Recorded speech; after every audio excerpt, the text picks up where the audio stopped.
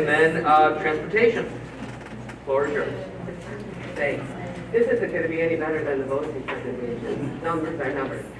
I wanted to make a couple of points about the BOE presentation quickly, because I think we lose it sometimes in the discussion. The special ed programming that we send our students to BOCES to does not generate BOCES aid. Special ed programming are put into a system called stacking. And so whether they are at a BOCES center, driven program or our own, that's not going to impact the aid. So it's strictly the cost of the programming is where we would see the difference. And whatever the cost of the program is, that then drives how much aid is received on the high cost of those students. Property tax cap, I wanted to bring up tonight, well, it's twofold. For starters, it needs to be filed by the end of the month. And we don't have another, and we have one more board presentation, but there isn't going to be any budgeting in that. So time-wise, I had to throw it up here tonight. It's interesting listening to you because a couple of you tonight have already said 2%, like 3 times. And the reality of it is this is the property tax cap formula. There's 8 steps in it, and one of those steps is the lesser of the CPI or 2%. So 2% really is a misnomer when it comes to what the property tax cap actual calculation is. And this is the calculation, I wanted to put it up here. Basically, you start with this year's tax levy. The state gives us a tax base growth factor, which is supposed to reflect assessment increases. And then you take that total and you adjust for pilots, what's the other one I'm trying to say? The big ones that the new plans have. And then the capital exclusions, or basically capital comes in and out of a tax levy. And capital is basically building projects, the difference between the debt service and the aid that's coming in, and bus purchases. Those are also capital. The difference between the bus purchase, debt service, and the aid coming in. Once you pull out last year's capital and the pilots, you get your adjusted current tax levy, and that line is what is multiplied either by the 2% or the CPI, if the CPI is lower. That's the only place where the 2% comes into the factor. Then you have your subtotal, and you put in the adjustments for next year. Add back the pilots and the tax capital levy exemptions to come up with your maximum allowable. We're looking at a 2.72, which is a little better than it's been in the last couple of years. What does that mean? It's approximately would be $51 for a $100,000 assessed home. That's using a straight up factor, assuming that there's no change in town assessments and the equalization rates across the 11 townships remain the same. And basically that's the only way we can estimate going forward. What it actually turns out to be next to August when we do our tax warrants is inherently less, but you can't make any type of a projection on that. So we have to advertise it as $51 for a $100,000 assessment. Any questions on that? And this is due, I had it on the screen before, but down on the bottom, I have to have this submitted to the comptroller by March 1st. If there's a portal in there, you start getting nasty grams if we don't have this calculation submitted. So if I understand it right, so what is being proposed or what we're going to need is that at the end of the day, we're going to be voting on it if it's approved at 2.72% increase. If the board decides that they want to go with our property tax cap, we can assess 2.72%.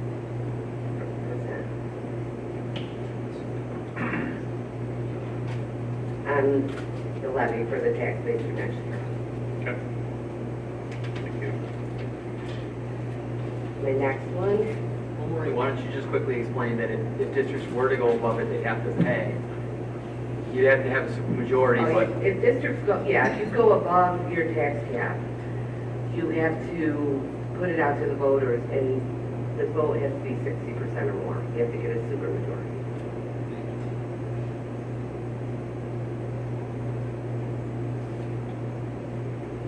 Any questions? What does it normally pass at? We've generally Not been that I just, want to increase it. I'm just asking. well, we've been over the 2%. We generally run between 2.07 and 2.5 or 6 we've had. I think when we've had the tax cap now, 5 years. So it's always been a little bit over. And it always passes. About 80, Yeah. high 80s%. Oh, yeah, yeah. But, and there is, I've done different presentations on it, across the state, there's generally between 20, 25 districts that will go for that supermajority, and they really don't pass. They go like maybe 50%. And then the rest of the districts that stay at their tax limit don't seem to have any issues. I think people feel that that's what that's for, that that's the government doing their work for them and giving us that cap. Thank you. Yeah, sorry. The other side of that coin is, what happens is, so our active voters is tremendously down because of the tax cap. So then, there's so much publicity when you try to go over it, that people think it's something shady or shouldn't be done because they've been disengaged completely from the process, and so then you have all these people coming out to vote it down, so. Did you lose a rebate check too, of some sort? What's that? Was that only like the first year? Some rebate check you get, $50 or? That's Talking about the star?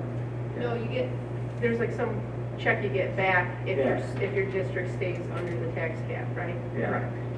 Oh, yes, that's our, Yeah, that's your property getting tax back our re- money that was our. Yeah, that's your property tax relief. No, but separate from STAR.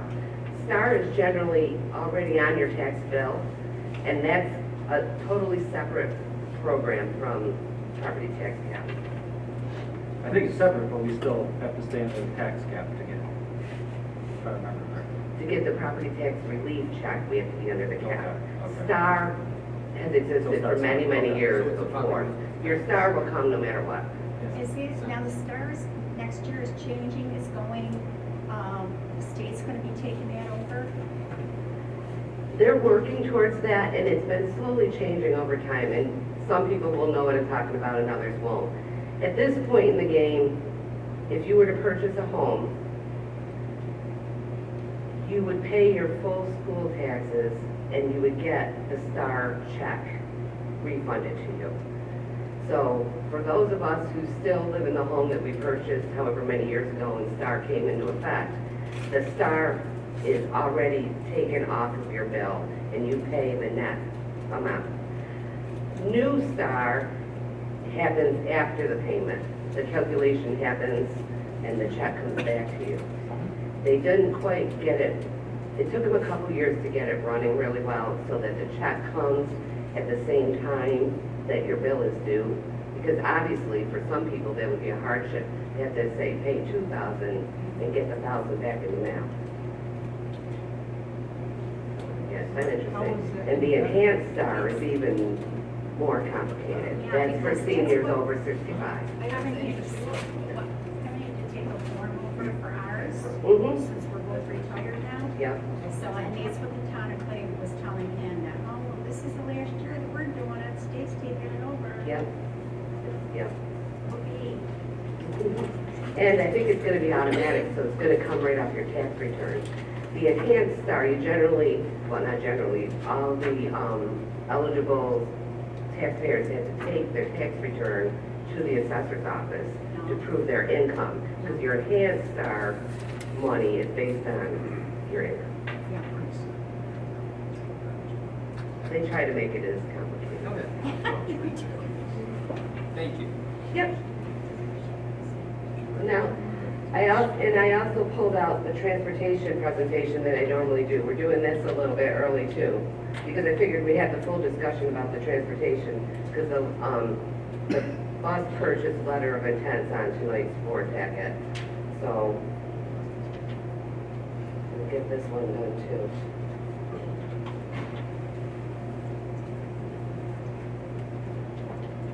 This is the same concept almost as BOSI's. transportation aid. Basically driven by how much we pay for transportation, general operations, and bus purchases. All school districts receive transportation aid.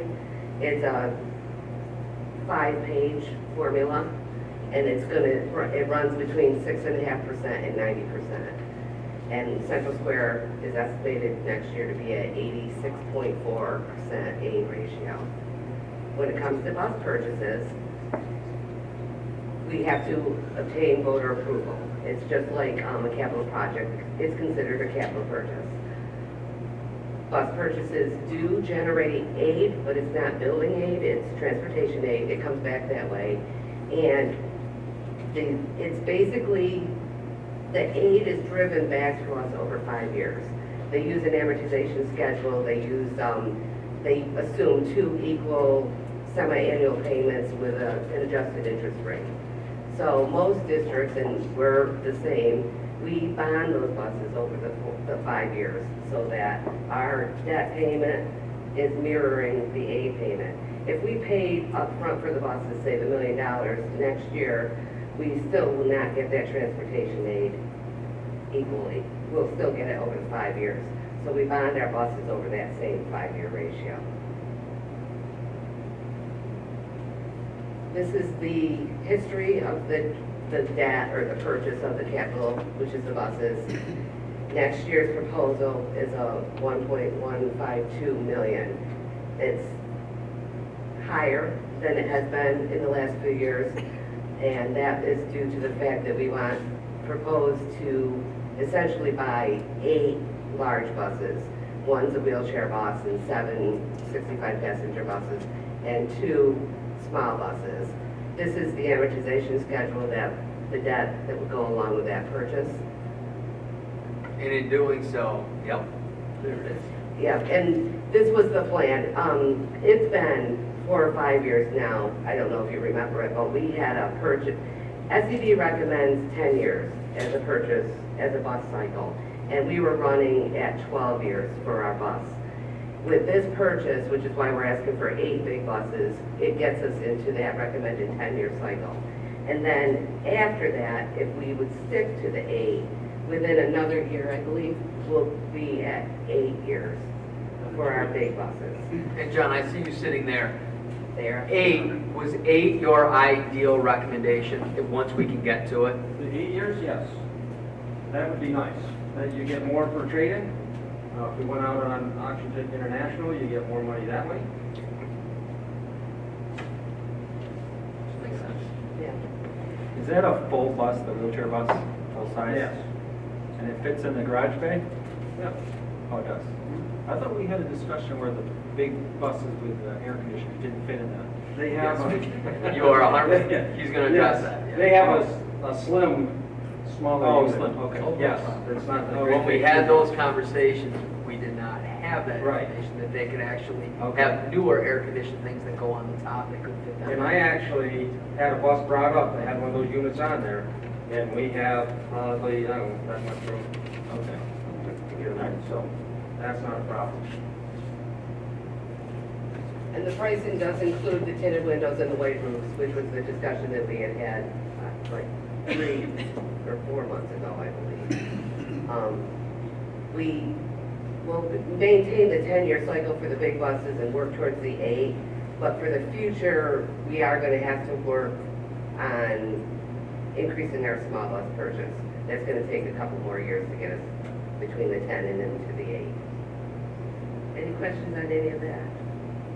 John, the other 2 small buses have the AC on them. Pardon? The other 2 small buses? Yes. They have Yes, it is. AC? Yes. Oh, Yes. good thing. Just talk Yeah. about the wheelchair buses.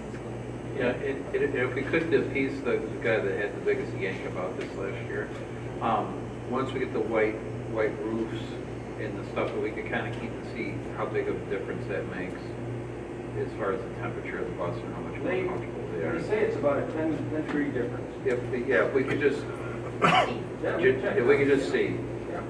because We will have a it's, board meeting. huh? We will have a board meeting. It's more data on that. Yeah. We'll have that year to check it out. Fantastic. Do that. Yeah, we'll have it next year, that's all I'm asking. So it's like, it's a big difference, but if it's not dribble, then we're gonna bring the mission back up, at least I will. Sure. I'll have Or that. we'll be like Sandy Creek. They have What's them all. the goal or the time frame for getting to the 8-year cycle? We're out 2 years to get to the 8-year.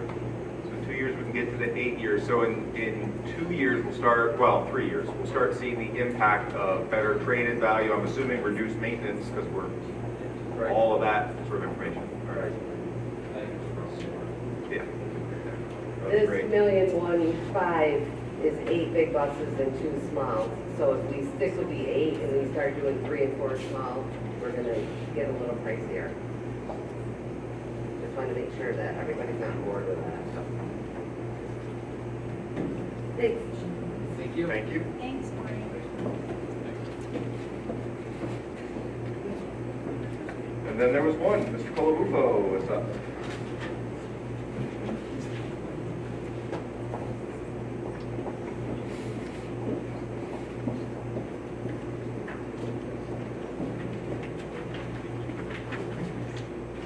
So if I can have the board take a look at your folders that I gave you, I just want to give you just a little inventory here. You've got my packet if you want to take notes and you want to ask questions, you want to write down the questions there as we do it.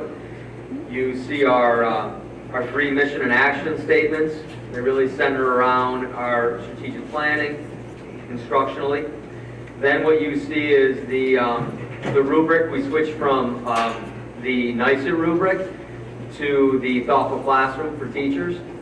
And the one right after that is, again, the Thoughtful Classroom rubric for the principal evaluation, which we moved away from the multidimensional, which I didn't really see a good connection to be able to give proper feedback to the administrators using that old framework.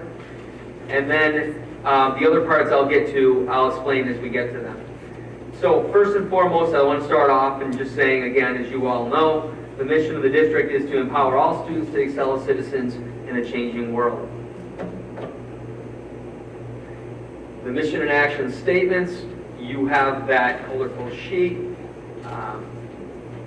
The only thing about you, if you click on it, then anybody watching this can be able to see it. Can you click on, that's a height ruling, sorry, the mission and action statements. Yep.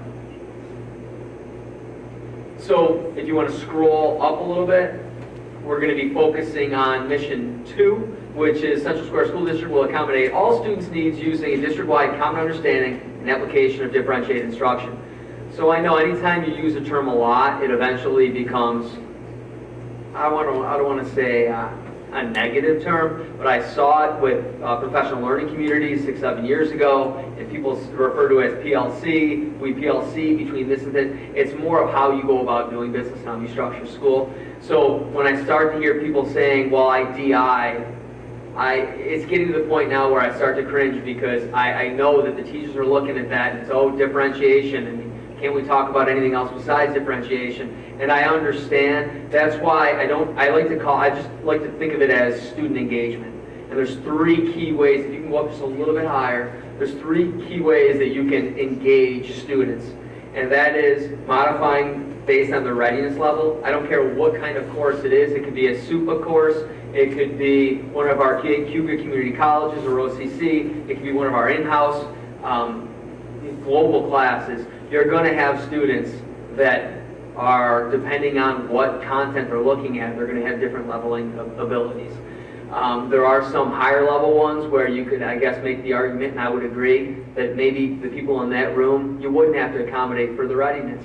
But you always want to look at their interest, and you want to be able to connect it in a way that you're going to engage students. I think that's a big shift a couple of years back from a focus on teaching to a focus on learning. And who are those students in the classroom who are our clients that we really want to connect and have them engage? Because if they're not, if it was a TV at home, they would just turn the channel to something else.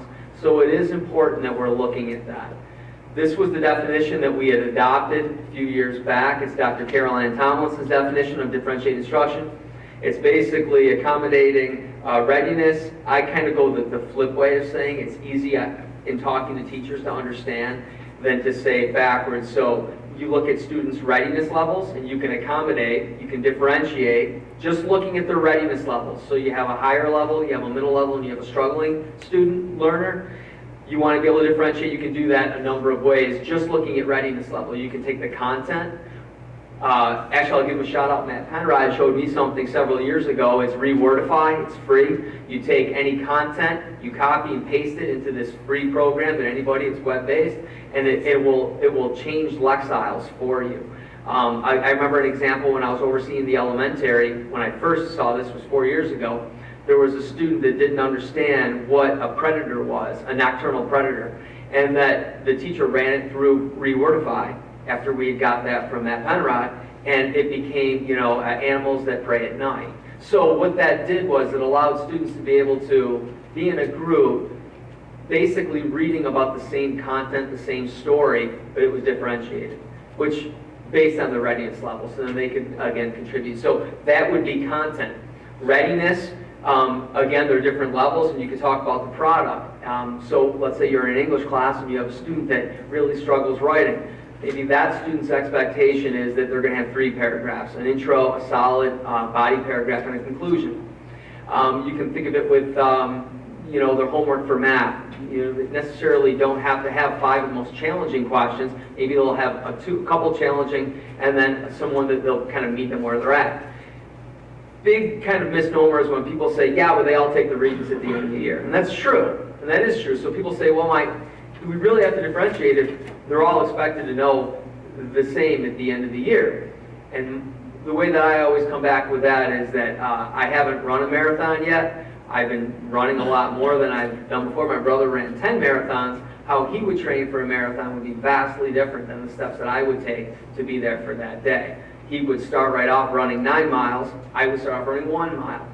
Again, it's preparing our students for their individual needs, so when it is the end of the year, how they got there is going to be vastly different. So again, the teachers and the administrators have embraced this, understanding that it is a growing, it isn't something that you're going to be learned right away.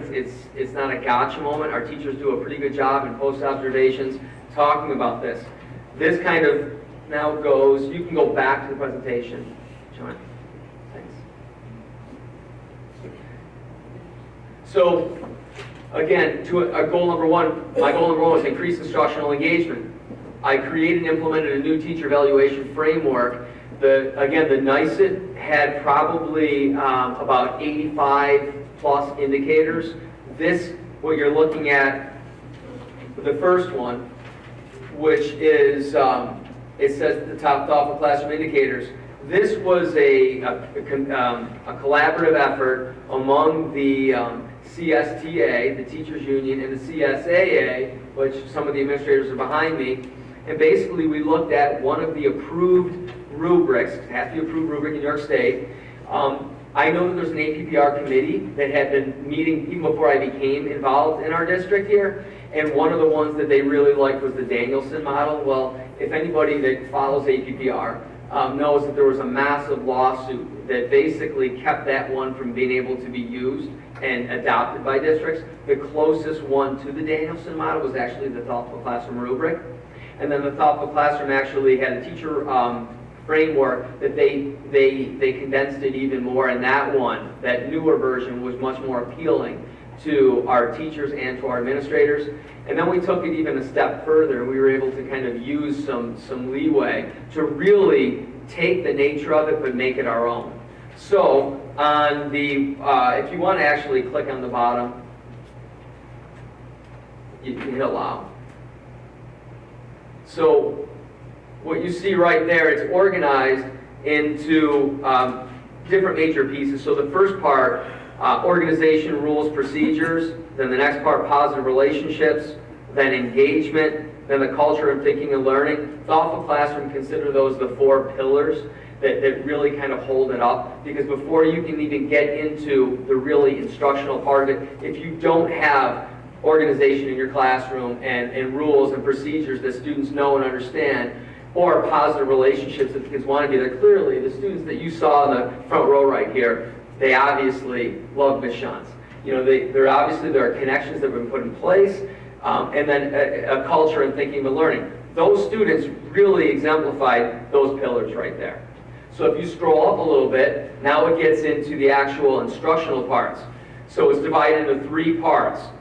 The planning indicators, the instruction indicators that are actually happening during the lesson, and if you scroll up a little bit more, those are the assessment indicators. So if you look at it and you look at effective instruction and you look at best practices, it really breaks down into those 3 categories, and that is, how are you planning a lesson, how are you actually delivering the lesson, and then how are you actually establishing if students know it or not, that you may have to reteach it or you're able to kind of move on, and those students that you can actually give enrichment activities to because they've really got it. So I'm really proud of the fact that this is just several meetings of the CSTA sitting down with the CSAA and really coming to this common understanding. Again, it is a work in progress. We are going to stay with this rubric, but what we want to do is we want to talk to the administrators, we want to talk to the CSTA leadership, and at the end of this first year, we want to say, okay, hey, just like we built a car, how can we continue to maximize this process? If you can go back, please. Okay, so this is something I'm extremely proud of. This is the form that came out. If you were to ask any of the teachers sitting behind me, and they would be honest, which I know all of these teachers right now, and they would be honest, or you would ask the administrators sitting there, because I do their evaluations, 90%, and Aaron and Connie do 10%, they would tell you that in any type of feedback process, even for myself, as I had mine with board president before this meeting, that feedback is feedback. Feedback is very important, but it always comes with that kind of feeling in your stomach because you're hearing somebody tell you areas that you got to improve upon. There was always an area where teachers would say, and when I was a teacher, I'd say this, well, what do you, to the administrator, what are you really looking for? What do you want us to do when you're in the room? And so what we wanted to do is we wanted to do everything we could to take that nervousness, that confusion, any ambiguity out of it. But we also wanted to greatly improve something we call inter-rater reliability. So it wouldn't matter who the principal is when they come into the classroom. It takes out personal opinions and things like that, and it basically adds a clear platform to give feedback. So the forms you all actually have, I put them in there. The pre-observation form, if you just want to click on that one, this is what the teachers actually submit prior to an observation. So they fill it out. You up here have in your folder, you actually have examples of legitimately actual ones from high school, from middle school, and from elementary. So where we're actually improving is I don't want the teachers to check all of them off. So for instance, they have a choice to say, okay, are you going to be differentiating by content, process, or product? And they can click the boxes according to readiness, interest, or learning style. So we want them to check, and then they give their examples and the rationale below. Now some, especially the elementary, did check them all because the difference between the elementary and the secondary is, let's say, guided reading block of an hour long. So there could be different things that the teacher spent a lot of time planning that actually did touch upon those. But why I really like this form is we want to get away from the evaluation process as a dog and pony show. This is something that principals spend a really long time on. They go in, because I actually observe them through this process. So they go in, they observe a regular lesson. At the middle school, 40 minutes, elementary, could be between 40 and 60 minutes. The high school, 80 minutes, because that's the block. And then they go in and they obviously write down as much evidence as they possibly can see. And then what they do is they complete the document in the evaluation called Standard for Success in the electronic evaluation software. Then the teachers would get that, then they would have the opportunity to then come, and then they sit in the post-observation, and there have been times where teachers have said, well, maybe you didn't notice, but I did this, this, and this, and they bring the evidence, and I've seen the principals look at that and are able to actually then say, you know what, you're right, I missed that part, fair enough, because it's not a gotcha moment, and they could raise like a developing to an effective or effective to highly effective. So the reason why I like this form is for the pre-observation, the teachers fill all of it out except two indicators. And those indicators are, how did you provide feedback for the students in the moment? So obviously they couldn't fill that out first. So after the observation, they have, I believe, what did we end up agreeing? Was it 3 days after, 2 days after? To be able to add those two indicators in, which then the administrator then can go and look at that. This is good because if there's something that is glaring, it allows the principal to be able to say to the teacher, I noticed you put this, this, and this. Let's have that conversation before you actually teach the lesson. And it's a great opportunity for coaching. And it's a great opportunity for teachers to be able to share things that might not have been on the radar for the administrator. We didn't have this type of forum before. And again, a big shift, and one of the big pluses in the old system that we did when we were using the NICET rubric, teachers were scored, and I've said this before, but I really want to drive it home. So if they were scored in, let's say, their first observation, usually it's an announced observation, and so let's say any one of these indicators, they would be scored. If they were highly effective, they weren't really scored again on it in their unannounced observation. So something that we're trying to do here is we're trying to eliminate the delta between announced observations, where it should really be good. They know that the principal is going to be coming in. They have already had the pre-observation form. They've talked about it. They've had the opportunity, and then they teach it. The real magic happens in the unannounced observation, because that's a true test to say, okay, this really is consistent then in how they go about, doing this. And I don't think it's ever done maliciously, like if a principal comes in and it's unannounced. I just think that it's the absence of having to have, that opportunity to be able to have the pre-observation forum, sit down with the principal, bounce some ideas off each other. But using this form, it's really getting rid of the ambiguity and the confusion. And the more times that the principals can come in and the teachers be used to this, we're anticipating a delta. There's not enough time right now in this mid-year, because most principals are just now starting their unannounced. So that's where we're really going to be able to see when the rubber hits the road, with all of the learning walks, the 4 Ps, to providing better feedback, to really see if this is actually, improving instruction. And when I say improving instruction, a big part of that is just giving teachers balance, that these are the clear things that we're looking for. We've come to a common understanding among the 2 units, because the teachers don't have balance and they're constantly worried, then that obviously is going to impact, their instructional engagement. So we felt that this is going to be a big plus. I had asked if some of the principals can just kind of come up and just anecdotally explain to you, besides the things I've given you, what switching to this new framework of the Thoughtful Classroom Teacher Effectiveness Framework, and the one in the Power Standards version, but also how they utilize the form in the process, and what that has done to have a kind of more lasered in focus on what we really mean by differentiated instruction. But I also know that Lynn comes to all the meetings, so I had said to her, we know that it's not a Rolls Royce yet, but if you can touch upon how, from the teacher standpoint, that this has provided more clarity than possibly we had in the past. So at this point, do you want to start out with some of the administrators? Oh, Lynn is saying her. Do you want to start first? All right, we'll start with Lynn. We'll start with Lynn first.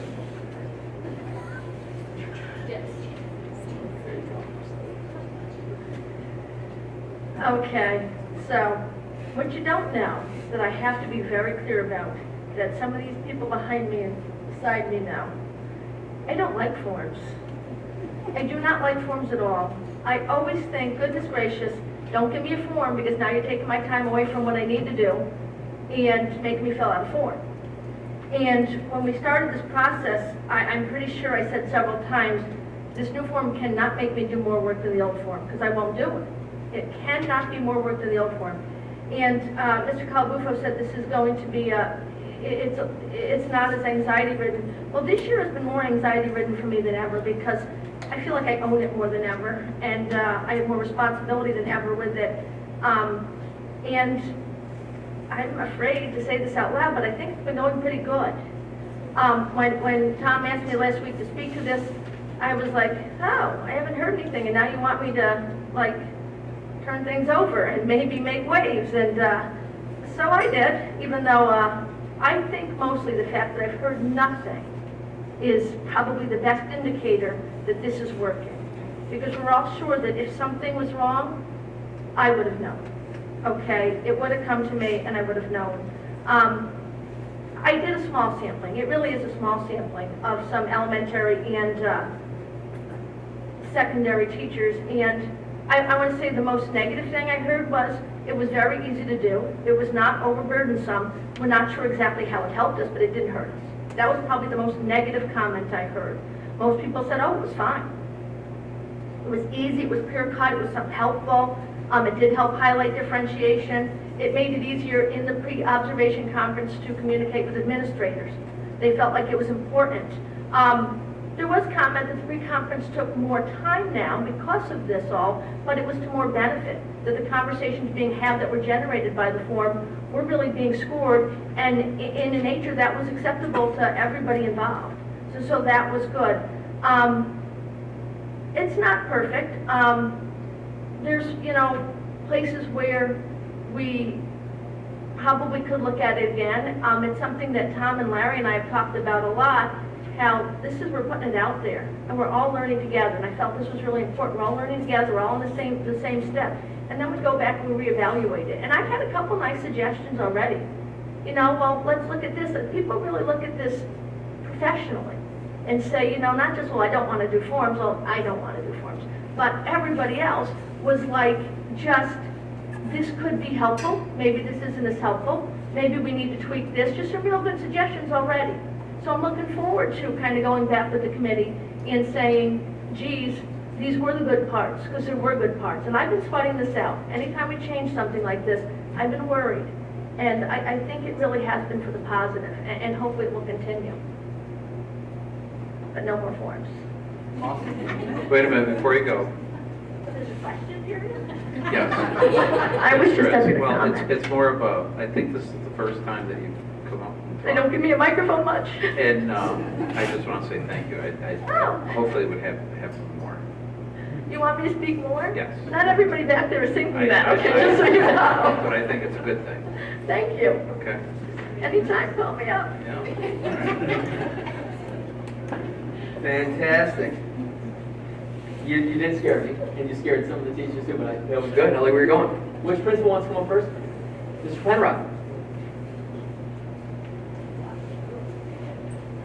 I'm not going to exactly stick to the script, but I think what I say will tie in with what Ms. Beal and Mr. Bowden are going to say. I also want to point out how lucky we are to have Mrs. Dowler here with us because she got locked in her classroom earlier today and had to, well, she tried to call for help, but she couldn't figure out who to call on the new phones.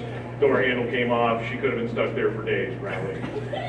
So we found her. It's the second time it's happened, actually, in the last 2 years. I'm not sure what's so hard about the whole doorknob thing in the classroom, but she struggles with it. The new pre-observation form, I think, ties in as a way of communicating pretty clearly with teachers, along with the 4P style of questioning for the post-observations that we've been doing as well, where we provide evidence to teachers of what's been going, what we saw in their classroom. We look for an opportunity to praise because we need to, and frequently we forget to. We expect everybody to be professionals and do what they're supposed to do, but we sometimes forget, oh yeah, we should say thank you for doing that because it's hard to do a good job all the time. And then the third P is we pose some questions and try and get deeper understanding, and then we make some proposals. If we do our job well, the teachers usually are very self-reflective and come up with their own good proposals for areas of improvement, especially if we do a good job of posing questions. But we've got, those 4 simple things that we do in our post-observation, and they really tie in together with the form and the format for the pre-observations. It's simple, it's straightforward, it's direct, but it gives an opportunity for us to really understand what they're doing in a fairly quick, easy, straightforward format that lets us have a good conversation around it where it's very informative. And I will turn it over to Mrs. Speaker. So I found at Miller Hawk that the form has really helped us a lot with the pre-conferences and the conversations that happen before the actual observation. It's very helpful because if I sit down and have a pre-conference with a teacher, I can take a look at that and formulate really thoughtful questions before I sit down. And if there isn't a pre-conference for a certain reason, I can also take a look, and there's a feature where you can reply back. So you can give feedback, you can ask questions and get some clarification before you even go in. And And what I found is when I do that, if there is an actual sit-down meeting, that causes more instructional conversation, which is really neat. So they might see me in the hallway and say, hey, I got your reply, or they'll shoot me an email, and it's just more conversation surrounding instruction, which has been really great. It also just clarifies things as I go into the observation and really narrows in the focus. It also comes back up in the post-conference in terms of explaining things and what they were thinking in terms of the planning going into it. It really helps clarify things. It's really nice because there are 18 indicators, so although all are scored in a post-conference, you really have to narrow in on certain things that you want to cover with someone, and looking at their pre-conference form sometimes really helps with that because it gives you an idea of what they were thinking and what misunderstandings might be there, and also what strengths are there as well. So it really helps guide that conversation. And the nice thing is the alignment between this form and the rubric and the district mission and action statement. So all three are very closely aligned, and it just helps. If you do really well on that pre-conference form, it has all the key elements of a solid lesson plan. If you have all of those, more than likely your observation is going to be really strong as well, and then the post-conference is really high-quality conversation. So it really has helped the teachers. The other piece is, I think it was mentioned before, is there's no surprise in terms of what we're expecting to see and what we're going to look for and what we're going to talk about in the post. So that alignment straight through is right there. And no one is surprised about the types of questions that we're asking for clarification and what we want to talk about. So I think that's really, really helped us quite a bit.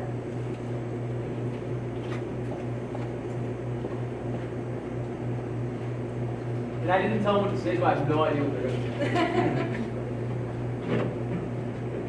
Tom did offer me $500 to show up tonight. Yeah, but he lost it when he had to lift the Blake up that high. I may have to pick the whole thing up. So I had written 3 things down on my mission and action statement sheet, which I actually have hanging in my office right in front of my computer where we do our post-conference, because the alignment of our form is so closely aligned to this mission and action statement. The differentiation piece seems to be the one that teachers may over-click.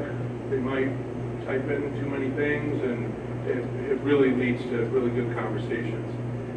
In the presentation Mr. Calabufo did about the according to students' readiness, interest, learning profile, let's pick one of those, and then how are you going to differentiate, which of the 4 areas you're going to differentiate.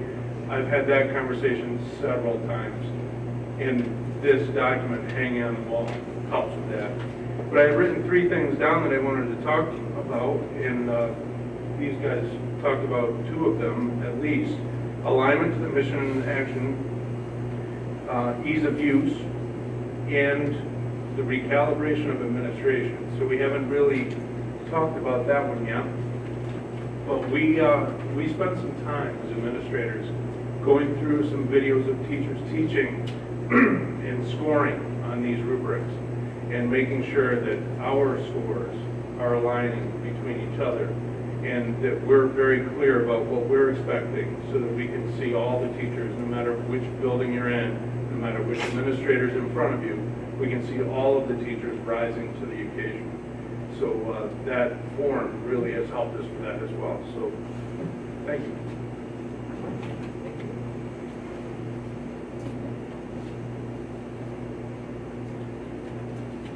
So I just want to speak to the fact that I work with a team of administrators at the secondary level, and we do want to keep that consistency with staff. So having the form and knowing that at any time one of the 3 of us will be observing you, I think that helps to know that there's a consistent document that we're all going off of when we have our pre and post meetings. And the other point I just want to touch upon is that the second part of the observation, so after we fill out the pre-observation form during announced observation, they go ahead and do the post part, which are those 2 questions Tom referred to, and they're really about assessment, feedback. What I like in that part is that the teachers are really bringing artifacts and material. So when I go in to see some form of assessment or exit ticket, they're bringing back students like to the post conference, and as well in that assessment piece, they're attaching student data.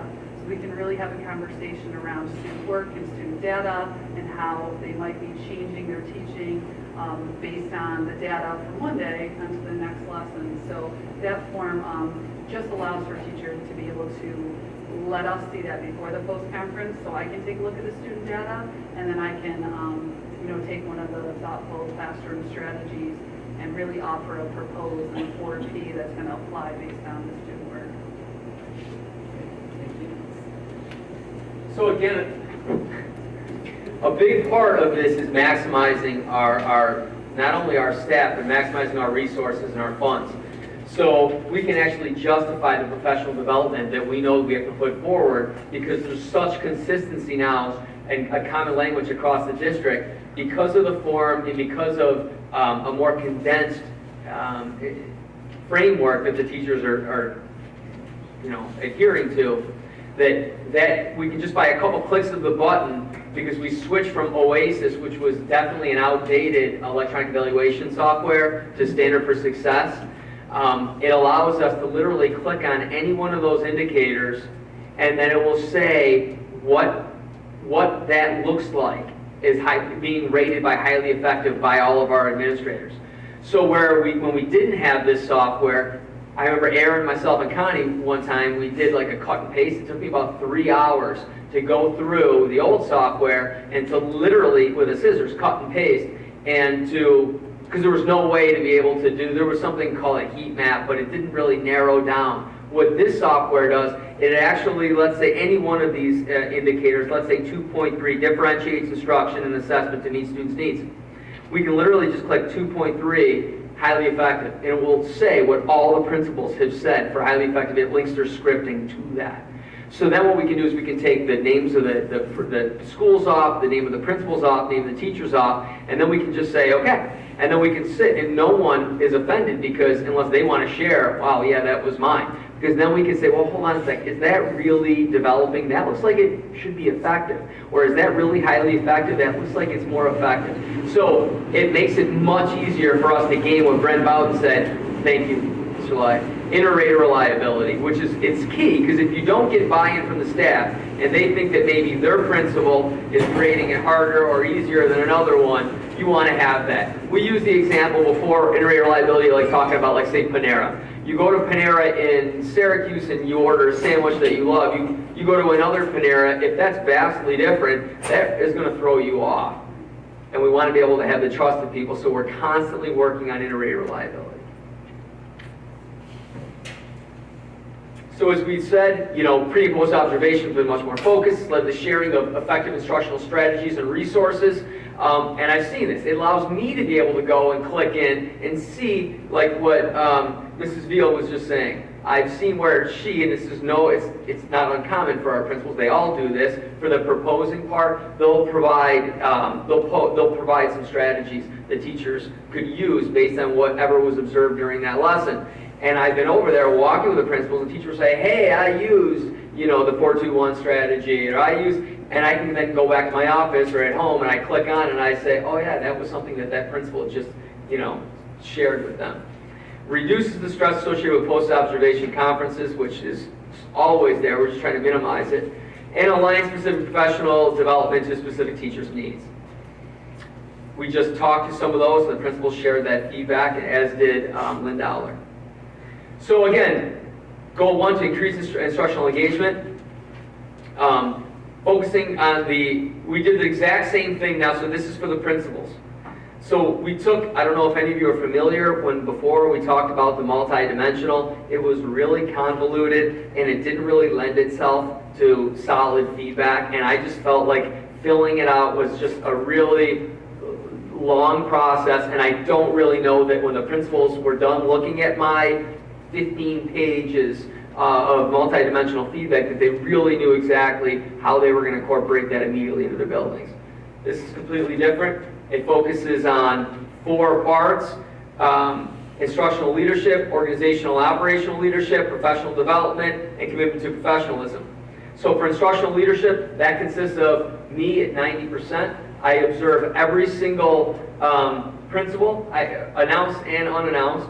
So for the announced, I'll come in, if they have a pre-observation set with the teacher, I go to that. I go to the actual observation, which is usually about a week after the pre-observation. I observe it. Not just, people say, like, what do you just look at the principal sitting there taking notes? No, I look at the teacher, delivering the lesson, because how else could I really see if the principals are really giving solid feedback if I'm not actually in that lesson? I couldn't say to the principal, well, you had a missed opportunity when you could have, did this, or it was really good lesson, maybe you're scoring a little bit too hard. So that's instructional leadership. Organization, operational leadership, that's basically things that it's very clear that they submit artifact-based that show how they're organizing and operating, right from their master schedule, how they're utilizing the TAs, how their schedule for their halftime professional development, because they all are in charge of that. At the district level, we're in charge of full-time or full-day superintendent conference days, but then they do that. And then I can actually do this at the end of the year. I can say, okay, well, I'm looking at the professional development that you plan for your teachers. You're right, it really does align to the things that you are seeing just by clicking in the software. Now, at the end of this year, and then I can look at the areas that were in need in any one of our buildings. If it doesn't connect to next year's professional development, I can say you didn't really maximize your resources here, because they all have to, principals submit their professional development plans to myself. I sit down with Connie and Aaron, and we look at those, and with Michelle Alania, and we can actually make sure that there's an alignment. We're not just picking things that maybe principals might be interested in if that's not really a need in their building. So overall, it's this just an increased focus on those 4 areas for professional, or for the principal evaluation that I just mentioned in the last slide. Again, it shares the same things that we put with teachers. The only difference is the development to specific school needs as opposed to the principal of the teacher's one, and that was teacher needs. Progress monitoring, we made the switch. I just mentioned Standard for Success and how we can do inter-rater reliability. If any of the board members ever want to, pop into my office, I can show you how this software, as Mr. Bowden says, it does really align to the things that we're talking about. Data, we need to have it right there at our fingertips to be able to drive, especially the type of professional development that we need. There's the inter-rater reliability piece that I've already talked about. Instructional supervision and feedback. So again, we talked about before, reducing the delta between the announced and the unannounced observations, and we feel that adding this heightened sense of clarity will be able to provide. And so when teachers come in, when principals come in and do their unannounced observations, now that there's such a clear understanding with a better sense of what differentiation really is, different aspects that the teachers can select when they're differentiating a lesson, that we feel that delta will shrink. Those were the 4 Ps that they are all using in their feedback. Goal 2, sound fiscal. Yeah. Sorry, can I just call an audible? Can I ask you, can you kind of just cover any areas that you have staff here for sake of time, just for the board? Because this is all for us, not necessarily for them, and I'm worried about losing a forum just because I know Mrs. Nicholson had to go. Oh, okay. And then we can come back to anything, so the board will have time to digest everything in here, right? And then we can come back to it at the next meeting and wrap it up. I don't want to cut it short, I just want to... No. So, okay, so what I'll say right here real quick, a big part of this, the $40.8 million capital project, and big part of that is utilizing CSI as a swing space. We talked before about North Syracuse and an article that was just recently in the paper that they would only get one bid for a major multi-million-dollar capital project. So they're going to have to rescope that, look at it, and then put that back out. I'm already hearing from King & King and from Turner Construction, our architects, our construction managers, that had we not have had CSI available, putting that out to bid would have been a nightmare. So again, that's definitely, we're going to get more numbers as the bidding process comes out. Let's just really see the scope of that. Something that I've been doing, I just quickly wanted to say is I am in charge now of all superintendent hearings. So a big part of that is for efficiency, I've taken that off. Connie Galvan, her role in itself is massive, not only overseeing all secondary education instruction, but in doing all those outside evaluations for middle school and high school, but also personnel. And she's really done a phenomenal job because it all runs through her, whether there's a grievance that comes out of food services, bus driver, teacher, TA, it all comes through Connie. So by freeing her up is huge. If we were to go to the coaster, which other districts are jumping on, it's $150 a pop. So we've already done 36 this year. Last year we've done 78. So 78, if we were to match that number, it would be a savings of $11,700 by me doing them myself. But the other big part of that is it gives me a really good understanding of who are some of our most troubled students, who are some of our most violent students, who are the students that really benefit when it talks about drugs, and really knowing, having firsthand knowledge. There are not a lot of superintendents that run their own. I think it's important on many different aspects of that. The creation of the executive principal part, Andy, to your point, you saw her present today. There are things that she's been doing. Connie was going to give the update, but for time, we can just let you know that students have been seeing their counselors on a much more consistent basis. She's taken a much more leadership role with the College and Career Readiness Committee. Kudos to our administrative staff at the high school that have been working with Kristen and really talking about that exit portfolio, and we're going to walk the talk. We have the attributes of a Central Square learner, but we need to put something in place that is an accountability piece, and that comes to community service hours, job shadowing, and internships throughout their 4 years. The creation of the homeschool liaison, got that up right here. So she has seen 40 students regularly at Millard Hawk Elementary and 60 students at Brewerton. That's Miss Moskell. She's been doing a phenomenal job connecting with these families. In the other 2 elementary buildings, we have Arise. We've increased our use of Arise counselors. But again, I talked about the inverted pyramid of services, and we want to get more services there. We sent Aaron out to a neighboring district to really look at the difference between elementary counselors.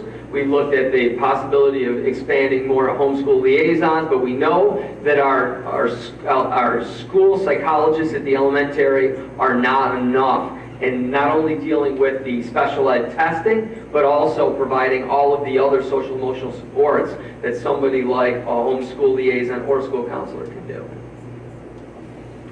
Creation of the network administrator, we can touch upon that. I can actually send you guys more of an update on that since Arena has had requested that, and we did it. For the purpose of time right now, I'll just send that out to all of you of what that person does on a consistent basis. And he's sitting right there. Phenomenal.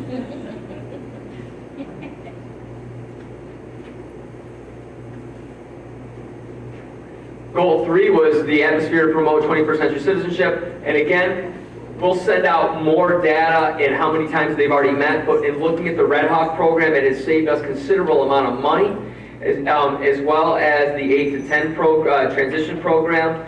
The Red Hawk University, some of them are more attended than others, but they are powerful. They're so powerful that other principals actually want to be able to tap into this, where it can be another revenue source, as we can do it through distance learning, and Arena's been working very closely with that. And the Positivity Project at the middle school and the Millard Hawk Elementary, they're kind of piloting this. We're really excited about some of the things that are coming out of that, and I'll get that to you. Also, increasing the attendance rates, graduation, academic success of special ed students. We are improving. It was a 64.6% identification of students graduating in, with special ed services 17 and 18, which was the same as 16, 17, and it's up from 57% in 2015 and 16. Again, these are things that I can put more numbers to, but we're extremely happy with what we're seeing right now with the counselors, with the ASCA model. We're talking about, the Director of Student Supports and Interventions, Jennifer DiBianco, is just doing a phenomenal job. She's part of the Oswego County Suicide Prevention Task Force, the Mental Health Task Force that meets quarterly, and there are parents that are on it, there are teachers. Our overall attendance is improving as a result of things like the Red Hawk and transition programs and graduation rate. We will give you an update on ASVAB. It's not on our end, but the military has really struggled with testing that many kids at the same time. So we did a smaller set of 10th grade students next time, and Kristen Enright has really taken the lead on this, and how we want to be able to do that without it crashing their system again, but to be able to provide those students with an opportunity. We did have a number of students that have an interest in the military from 11th and 12th grade, because that's the only years that they can actually, military can use, and they've taken that, and it is pretty impressive. Again, career exploration is huge. Mr. Martin, besides that, one of the other goals was to keep the elementary school psychologists in their rooms.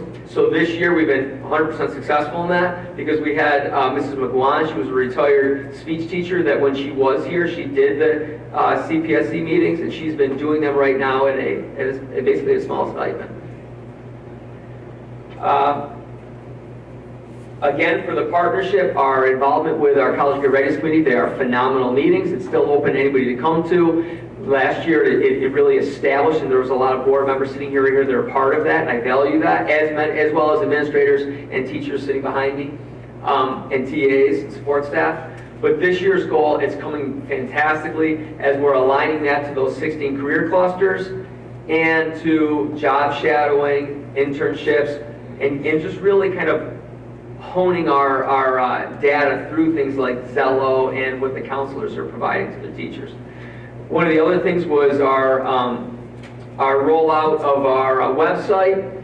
Arena has been tirelessly working, meeting several times, and we have decided to go with Blackboard, and that is going to be able to do a lot of things and kind of just, again, bringing everything under one roof. So whether it's school cancellations, delays, we're going to move away from School Messenger. She did a phenomenal job in bringing that to my attention. And in talking with other districts, I know Phoenix was just raving about it, their superintendent. It is a phenomenal platform. So if you're interested in an idea of what ours can look like, you can look at Phoenix. Again, these are some of the things and committees that we are engaging community members in. Goal 4, Armored 1, you're going to see that this is going to be kind of a compilation, again, a collaborative effort when we come up with the school safety capital project. It's going to be taking in consideration of the very comprehensive survey that Armored 1 has given us. Navigate Prepared has really allowed us to be able to have an electronic location to be able to have all of our school emergency plans, which is going to come in extremely handy because we are now in the process of having a meeting that's never been done before, but with the 2 ambulance companies, which is Mentor and North Shore Ambulance, all of the first responders, which includes all of the fire departments, the police officers, everybody that services our entire district will meet and literally focus on each school, not only seeing what our plans are for each school, but it's more for them to be able to organize what they are going to do. When they ran a drill at Cleveland Elementary, you had different units, police units, firing upon themselves.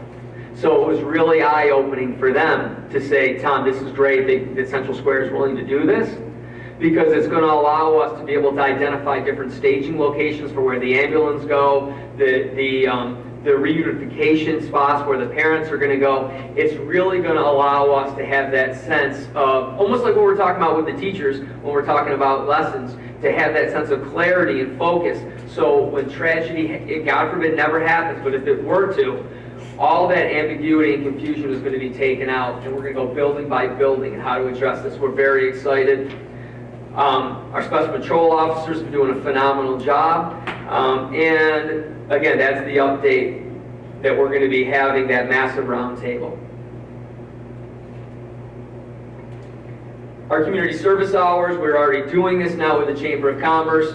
They actually have something on their website right now because our lawyers said we can't put it on our district website.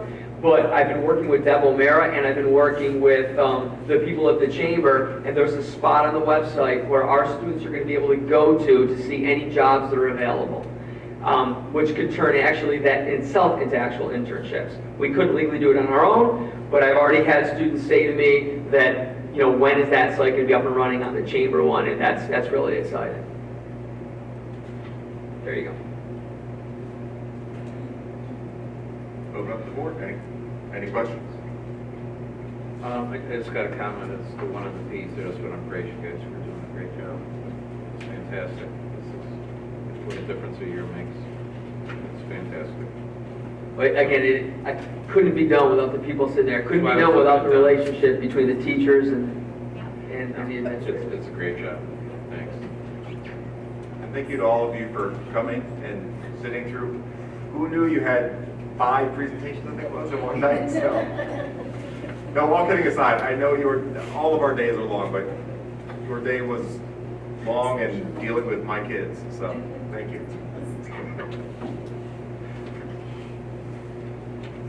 Other questions? All right. All right. Thank you, Mr. Goldberg.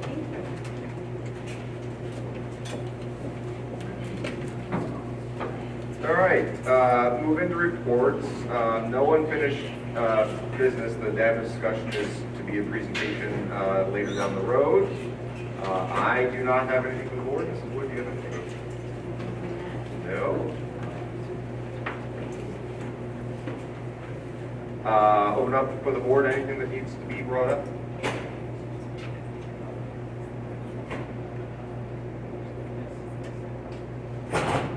All right. Mr. Goldberg, let's present your report. So I have a very lengthy superintendent report. So what I'm going to do is a lot of these are recognizing student athletes and music, which is phenomenal stuff. I don't want to, it's like 5 pages. I don't want to cut that out, but there is one thing that I definitely want to publicly say, and that involves P-TECH. So real quickly, I just want to put it out there that we literally had to wait until last week to see if the original grant that I think when it was originally signed, it was like 5 years ago, if it was going to be renewed. It is not going to be renewed. That would be a cost of an additional $1 million in 2022-23 on the component districts. It is a great program. It is one of many other avenues. This board was very supportive when we lift the kind of close to cap of 100 students going to CT with a district our size, and we've had students at 141, we've had students at 138, because it's very hard to say to a student that they want to be a welder like their father, work in heavy machinery like their mother. They just, to say no to that if it really does match what their pathway is. So the difference with P-TECH, so P-TECH was shared equally among the districts. Next year it would be 171. Then it goes to 179 and change, then it jumps into the mid 200s, then it jumps another 100,000 on top of that, and it's really not sustainable with the fact that there's not going to be another grant that fills in for that. So we had this last cohort, we had 4 students, before that we had 10. Prior to that, we only have 2 students that are still in the first cohort. We have 3, but 1 came down from APW as they moved. So overall, we're not adding a cohort to P-TECH. The reason why I want to say this now is no matter how many phone calls I take, the biggest concern that the parents wanted to make sure that the students currently in the program would be able to see their way through to graduating from that program, and yes, they will. That's it. Thank you, Mr. Goldberg. All right, with that, we'll move into items for action and discussion. We have to take these one at a time, so I'll make a motion that we approve item F1, the approval of the bus purchase intent letter. Can I get a second? Mr. Loyer, any discussion? All those in favor? Passes. Thank you. I'll make a motion for item F2, approval of the overnight student trip, which I inadvertently proposed last time. So, second by Mrs. Wood. Any discussion? All those in favor? Thank you. Make a motion for item F3, approval of the Board of Elections Memorandum of Understanding for the 2019 school board election. Can I get a second? Second. Mrs. Wood, any discussion? All those in favor? And I'll make a motion for item F4, approval of the RFP for underground storage tank testing and inspection bid. Can I get a second? Second. Mr. Fett, any discussion? Is this for the award of the bid then? Yes. Right, we're actually awarding it. Not just No, RFP.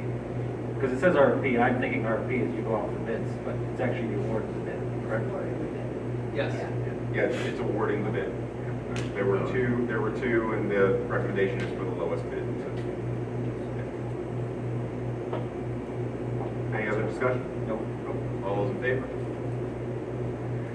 All right, can I get a motion to accept item G in its entirety, consent agenda? Motion by Mrs. Wood, can I get a second? I'll second. Mr. Patch. Any discussion on G? All those in favor? Thank you. And again, thank you for the anonymous donation to child nutrition and a very nice donation to our Red Hawk program. We'll send thank you letters out to those. And I'll make a motion to accept item H, personnel, both instructional and non-instructional. Can I get a second? I'll second. Mr. Patch. Any discussion? All those in favor? All right, and finally, I make a motion that the Central Square Central School District Board of Education hereby moves into executive session to discuss feedback for the superintendent. This is our scheduled mid-year feedback with no action to follow, so we will not be returning to this room. Can I get a second? Mr. Loy, any discussion? All those in favor? Thank you, and have a good night.